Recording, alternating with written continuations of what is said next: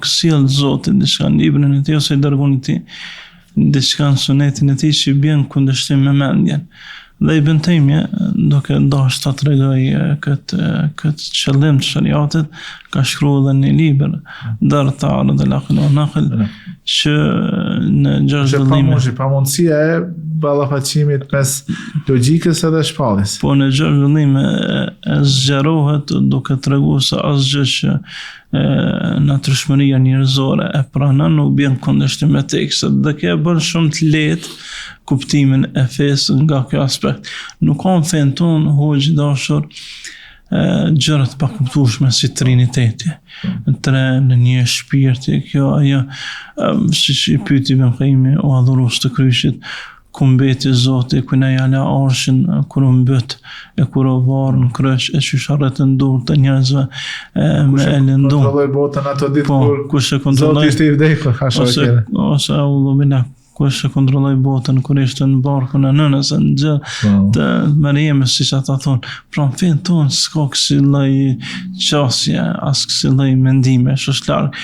Apo siç thonë jehudët, që përmendet në Tevrat, që Jakubi alayhi salatu wasalam është nervozuar Zotin dhe ka rrah gjëra të çuditshme që një fëmijë i thjesht që kupton fen sadopak i refuzon në s'ka mundësi të pranoj. Për këtë shkak Islami është i lehtë, nuk ka ardhur me diçka që bën kundërshtim me mendjen, e as me ndonjë ngarkesë mbi atë që ka mundësi, siç thotë Allahu, la yukallifullahu nafsan illa wus'aha, Allah nuk ndodh me ngarku askën për të mundësisë. Ndaj këto dy gjëra e bëjnë të lehtë praktikimin e fesë. Po ashtu edhe kuptimi, sajna falë Zotit, nuk kemi ndonjë ajet apo ndonjë hadith që njëri nuk ka mundësi me e kuptu. Ka nevojë për shpjegim, sigurisht, në shprehje e kështu me radhë, në tefsire për hoxhallarëve, por nuk kemi diçka që nuk e pranon mendja. Diploma akademike që ta kuptosh atë. Po, siç thonë, për shembull, për iftarin që Bibla nuk kuptohet dhe se për një elitë të caktuar, edhe siç e dim, çdo vetë jap son ndryshime me mira ekzemplar të ndryshëm botohen.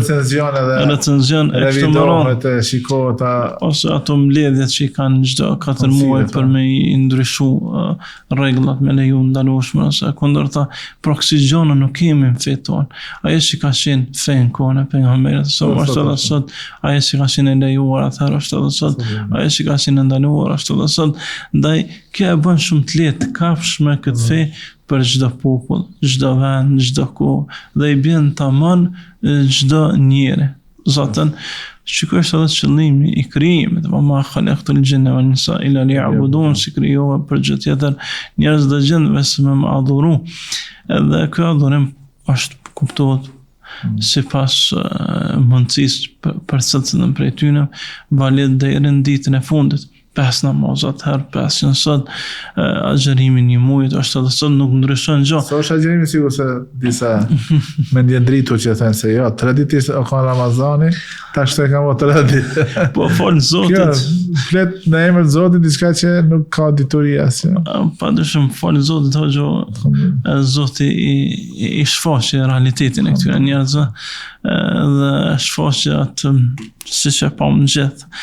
Atë kufrin që kishin mbjellur duke thënë me gjuhën e sajna që Zoti më bëri pa drejtësi e gjërat ngjashme, ose se Zoti me mu, ndaj Zoti e din realitetin.